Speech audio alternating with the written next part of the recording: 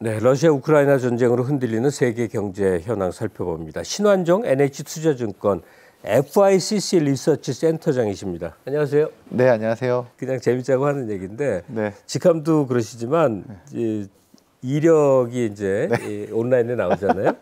그럼 대학은 한문학과, 네. 석사는 정치학, 박사는 경영학. 네. 럭비공이죠.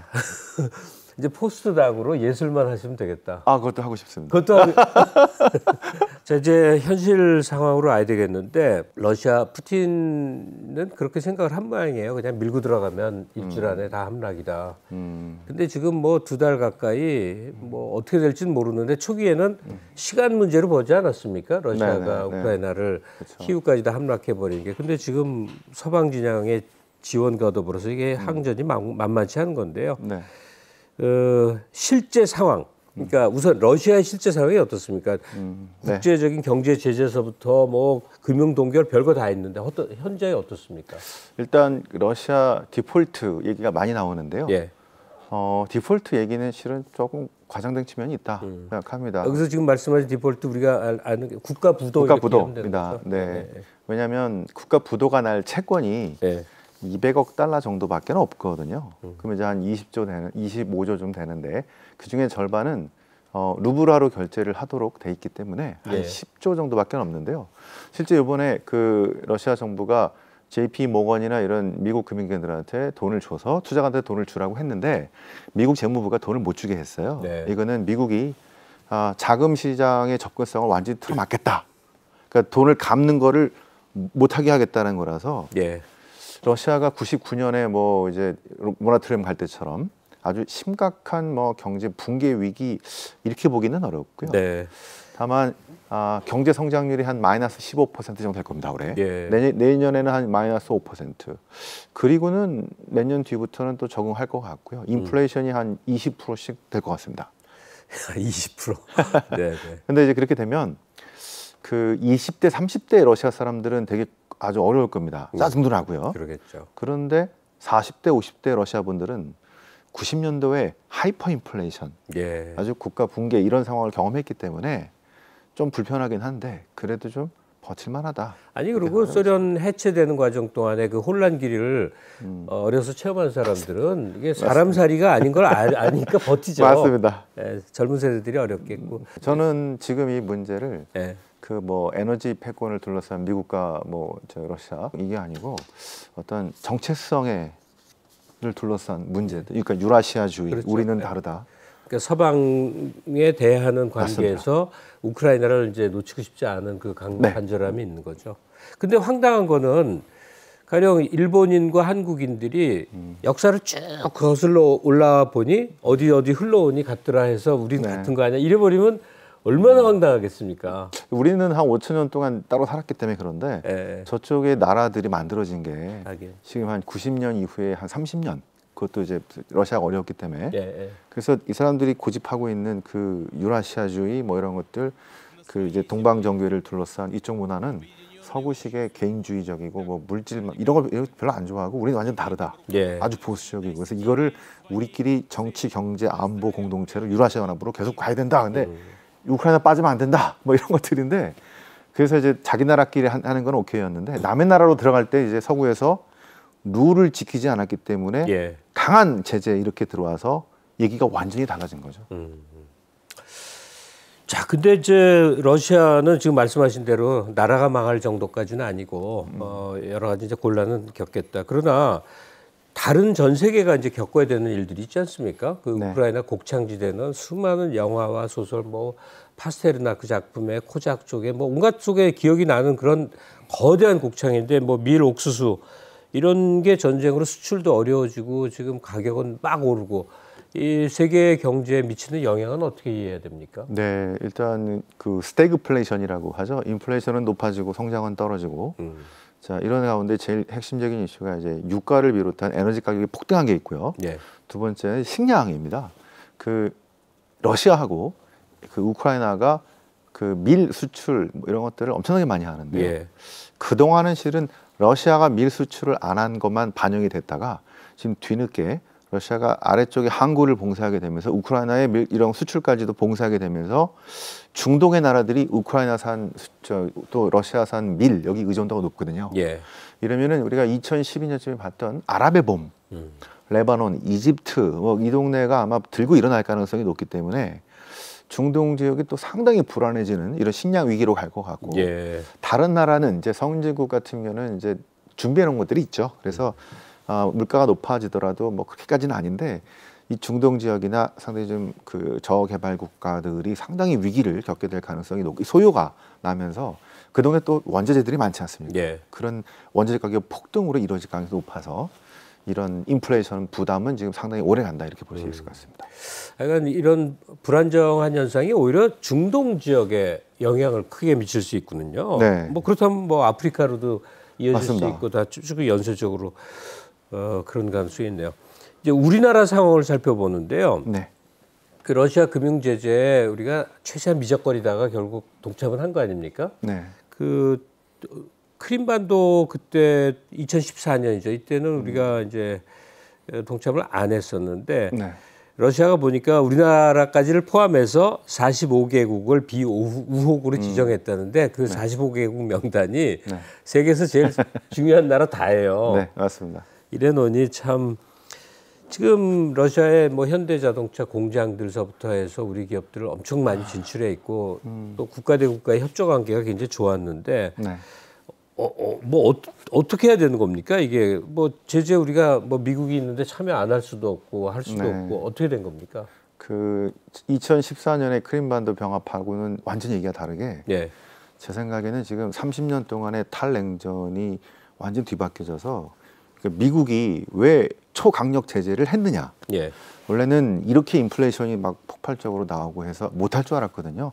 유럽도 동참하지 않을 줄 알았는데 이렇게까지 초강력 제재를 한 이유는 기존의 30년간의 탈냉전의 질서에 러시아가 근본적인 도전을 한 거거든요. 그리고 러시아뿐 아니라 이제 중국 등등이 있겠죠. 그래서 요번을 이용해서 민주주의 동맹으로 유럽과 뭐 일본, 우리나라 또는 미국 등의 이제 자유민주 국가들이죠. 이들을 포섭해서 나머지 러시아, 중국 권위주의 국가들하고 대항하는 식으로 이들을 배제하는 식으로 가기 때문에 이 어쩔 수 없는 선택이라는 생각이 들고요. 그러니까 중국, 러시아 대 서방, 맞습니다. 미국 중심의 서방 이 구도가 강화되는 과정인 거군요. 네, 이제 본격적으로 시작되는 과정이고 예. 이렇기 때문에 우리나라로서는 어쩔 수 없다 생각이 들고요. 예. 근데 여기서 중요한 거는 인도를 비롯한 브라질, 멕시코, 남아공 또 아프리카의 신흥국이 동참을 하지 않고 있습니다. 그쪽은 또 입장이 다르지 않습니까? 네, 그래서 아마 양쪽이랑 다 하게 될 가능성이 높아서 예. 앞으로 이렇게 한 3가지 세력 무슨 블록으로 이렇게 될 가능성이 좀 높아지고 있지 않나 예. 싶습니다. 아니 뭐 제가 인도 사람이거나 인도 총리여도 어느 한쪽에 왜 붙습니까? 가운데에서 다 이득. 네, 인도 다 참 보는데. 대단합니다. 인도가 참. 근데 우리 경우는 그런 대립구도, 그러니까 중러와 미 서방의 대립구도가 생기면 우리는 가운데 있기는 어렵죠. 예, 네, 맞습니다. 기업들이 지금 제일 힘듭니다. 그렇겠어요. 야, 근데 그 참 안 좋은 겁니다. 이 냉전의 그 체험이 있는데 주계장막, 철회장막 그 네. 시절이 있는데 그렇게 또다시 이제 역사가 퇴행을 한다는 건데 당장 우리 눈앞의 현실 얘기를 좀 해보죠. 소비자 네. 물가가 우리가 이제 10년 만에 4.1% 올랐다. 미국은 뭐 7.9% 우리보다 2배 네. 물가가 더 오르고 있습니다. 이건 40년 만의 일이라고 하는데 자 그러다 보니까 이제 미국이 금리 인상을 이렇게 막 할 뭐 빅 스텝이라고 표현하네요. 이 금리 인상을 막 하는 모양인데 그러면 우리 경우는 이제 자산 문제를 부채나 이런 거에 어떻게 해야 되는지 우리 금리는 어떻게 하느냐 이제 할 텐데 우리가 영향을 어떻게 받을지 대책은 어때야 할지 간단히 말해서 우리는 금리를 어떻게 얼마나 올려야 될지 네. 대한 판단이 있으실 것 같은데요. 네, 이 진짜 지금 어려운 문제인데요. 지금이 그래서 1970년대 그 그레이트 인플레이션이라고 하죠. 그때 미국이 거의 스태그플레이션으로 성장은 엉망이 되고 물가는 뭐 한 10에서 20%까지 올라가게 되는 상황이 발생해서 금리를 높게 올리고 했는데 예. 이번이 지금 40년, 50년 전에 그때랑 비슷한 거냐 아니냐에 따라서 이 정책들이 달라질 것 같습니다. 예. 금리가 어디까지 갈지가 제 생각에는 70년대 비슷한 점도 많이 있지만 다른 점들이 또 상당히 많이 있는데 그중에 하나가 중앙은행이 독립성이 강해져서 금리를 어느 정도 올리면서 이제 경기를 좀 위축시킬 거라는 것들입니다. 예. 그래서 아마도 우리나라보다는 미국이 어떻게 할 거냐가 중요해서 미국이 아마 빅 스텝으로 어쨌든 이 물가를 먼저 잡으려고 하기 때문에 경기를 좀 포기하더라도 그럴 가능성이 높기 때문에 네. 우리나라도 아마 비슷한 모습을 보이지 않을까 싶어서 지금 몇 번이나 금리를 더 올릴 건지 상당히 애매하긴 한데요. 미국의 스탠스에 맞춰서 올해 아마 그 뭐 9월까지 한 다섯 번 정도 이런 그 금리가 올라갈 때 한 그 중에 한 절반 정도는 우리도 근데 미국은 지금 0.5%고 우리는 이미 1.25%로 높기 때문에 예. 한 2% 언저리까지 이렇게 우리는 이 50bp는 넘어가고 한 25bp씩 한 뭐 3-4번, 4-5번 정도로 2%가 넘어가는 기준금리 정도가 만들어지지 않을까 이렇게 생각하고 있습니다. 2% 살짝 넘는 정도. 네. 아니 뭐 재작년 그 전후로 해서 서학개미다 해갖고 주식 투자 어마어마하게들 많이 했거든요. 맞습니다. 거기다 이제 나중에 코인들까지 또 막 네. 그냥 쏟아부었는데 미국이 이렇게 금리 빡빡 올려버리면 네. 그거 다 어떻게 되는 겁니까? 지금 완전 그런 투자 시장도 주저앉을 것 같은데. 그러면 돈은 다시 미국으로 다 돌아가겠죠. 그리고 미국 주식보다 예. 주식도 있지만 미국의 채권 시장으로 갈 겁니다. 예. 가장 안전한 자산이 예. 뭐 한 4% 5% 나온다면은 글로 가야죠. 예. 그게 이게 달러 강세가 나면서 우리 환율은 좀 약세가 되기도 하고. 근데 또 그렇게 경기가 좀 나빠지고 우리 원화가 좀 약세가 되면 또 수출이 좀 될 수 있기 때문에 이런 순환이 생기긴 합니다만 예. 단기적으로는 상당히 불확실하고 어려운 이런 상황들이 좀 펼쳐질 것 같다. 아니요, 주제 이제 벗어난 얘기를 제가 질문 드린 겁니다만 지금 자산 투자들이 끙끙 앓을 텐데 네. 그렇게 원활하게 막 주식으로 갔다 채권으로 바꿨다 뭐 이게 잘 안 되는 거거든요. 네. 복잡한 계산이 필요하니까 굉장히 좀 이런 자산 투자를 했다 하는 사람들 어렵겠다. 현실로 돌아와서요. 네. 그 러시아의 침공이 금방 끝날 줄 알았다가 지금 이렇게 2달 이상 끌고 앞으로 더 갈 것 같은데 그 러시아를 어떻게 전쟁을 좀 멈춰야 되는데 푸틴도 아마 이제 체면이 있고 네. 독재자로서 오래 군림한 사람은 자기 권위가 막 너무나 절대적이라 어떻게 해야 됩니까? 네, 전쟁을 멈추게 할 방안은 네. 제재를 원점으로 돌린다. 그거 말고는 없을 것 같습니다. 그러면 그게 오히려 불가능하죠. 미국이 옷을 네. 벗어라 이건데 그게 불가능하죠. 미국이 제재가 이렇게 나온 한은 이 제재에 걸맞는 누가 이기든 가져가야 됩니다. 끝이 나야 되는데. 우크라이나에서 얻어내야 됩니다. 그래서 여기서 물러설 수가 없죠. 그래서 방법은 제재를 다시 원점으로 하면서 돌아가다 하는 식인데 이 잔인한 전쟁에 책임을 물어야 되기 때문에 저희들은 중요한 거는 전쟁이 언제 끝나냐도 중요하지만 그보다 더 중요한 거는 제재가 어떻게 될 것이냐. 네. 아마 제재는 전쟁이 끝나도 상당히 오랫동안 오래 간다. 이 잔인한 전쟁의 책임을 물으면서 그러면 가혹하게 얘기하자면 이 모든 제재와 전쟁이 풀리려면 푸틴이 실각하는 것 외에는 길이 없지 않나. 왜냐하면 이 전쟁 책임이 러시아에 돌리기보다 푸틴에게 물어지는 경향이 훨씬 강하지 않습니까? 하지만 그 지금의 러시아 내부 정치 체제를 보면은 지지율이 83%가 나오는데요. 이거를 100% 신뢰할 수 없다 하더라도 그렇구나. 이 정치 문화 때문에 아버지로 생각하는 것 때문에 쉽게 바뀌기 진짜 쉽지 않을 것 같습니다. 그렇겠죠. 그들이 이제 마음에 버팀목이 없어지는 거니까.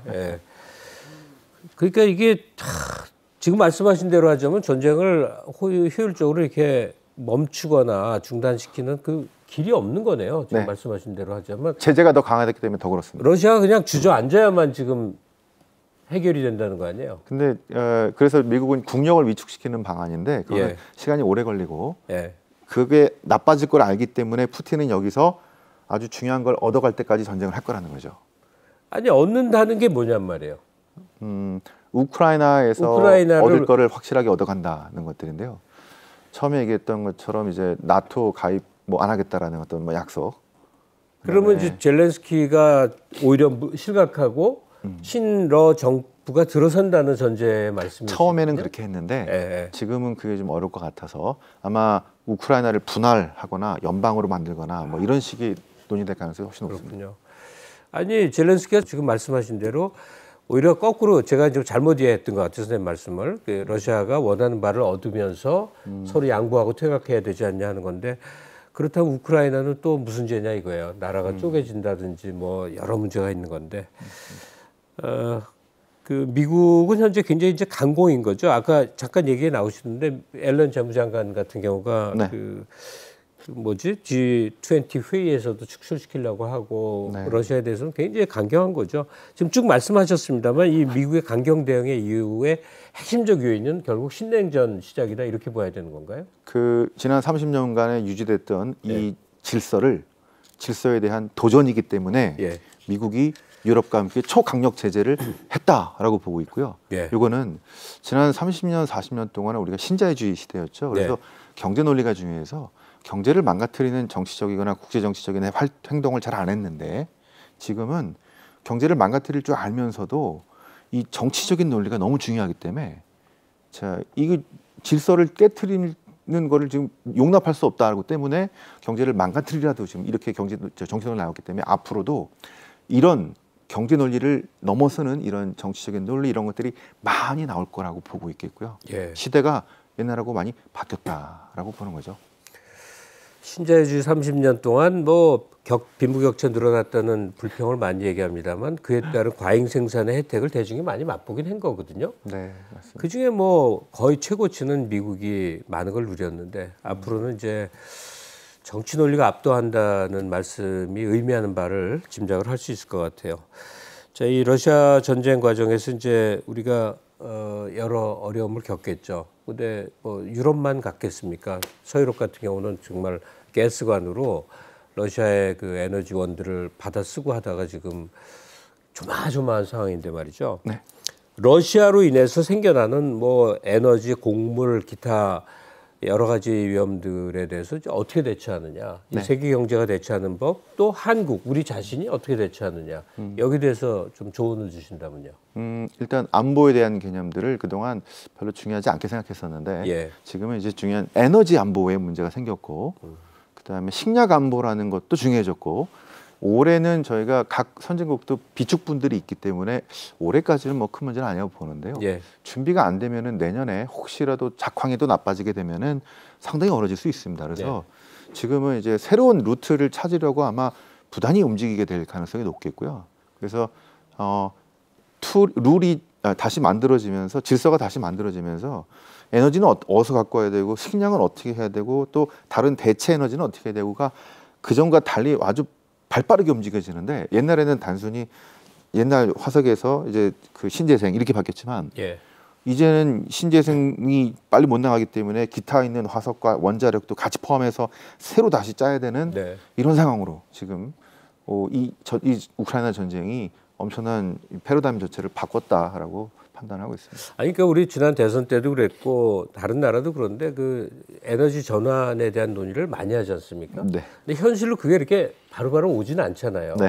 그렇죠. 그러니까 기성 에너지를 병행하지 않고는 도리가 맞습니다. 그 유럽이 너무 무리하게 그랬고 너무 거기다가 러시아 천연가스의 의존도가 높아졌는데 그 지정학적 리스크를 너무 간과했다가 이 문제가 터졌기 때문에 우리 벤치마크였던 유럽이 위기 더 커가면서 이게 아니다 싶어서 지금 방향을 바꾸고 가는 과정이죠. 그 밖에도 이제 뭐 금융 관련해서도 복잡한 일들이 있을 텐데 지금 말씀을 들어보면 아주 명쾌하게 이것이 해법이다 이렇게 딱 답이 떨어지는 건 없는 것 같고요. 세상사가 그렇겠죠. 그 다시 한번 이제 한국 정부가 구체적으로 이런 상황에서 어떤 스탠스를 취하는 것이 그래도 현명한가? 러시아에 우리 기업들도 가 있고 그렇다고 이제 이런 블록화되는 현상에서 우리가 뭐 어디 공중에 떠 있을 수는 없는 거고 좀 신정부에다가 가령 이렇게 하는 게 좋겠습니다라고 만약에 조언을 하는 입장에 선다면 무슨 말씀하시고 싶으세요? 그 저희들 일단은 그 러시아만 보는 게 아니라 전 세계 지금 질서가 어떻게 바뀌는지를 잘 면밀하게 볼 필요가 있고 그 50, 60, 70년대의 냉전 기간이라 하더라도 제3의 루트를 통해서 저희가 상당히 여러 가지 무역도 하고 거래를 했거든요. 그런 연구들을 좀 많이 할 필요가 있습니다. 미국이 제재를 하려고 하면서도 우리는 어떻게든 뭐 물론 러시아는 뭔가 좀 팔아야 되고 우리 기업들도 활동을 하게 해야 되고 이런 것들에 대한 그 50에서 60, 70년대의 사례들이 있습니다. 그런 것들을 많이 연구해서 세컨더리 보이콧을 피해가고 이 질서에서도 미국 중심의 질서에서도 우리가 얻을 게 많이 있겠고요. 자, 그래서 요거를 약간 피해가면서도 그런 것들을 과거의 케이스를 많이 연구해서 지금 실용주의적으로 대처하는 게 제일 무난한 게 아닐까 실용적 생각합니다. 대처. 네. 동서냉전이 그 살벌했던 때도요. 일본은 못 가는 나라 없고 안 파는 거 없었거든요. 네. 그러니까 다 길이 있다는 말씀이신 맞습니다. 거죠. 예. 알겠습니다. 지금까지 신환종 NH투자증권 리서치 센터장 모시고 얘기 들어봤습니다. 고맙습니다. 고맙습니다.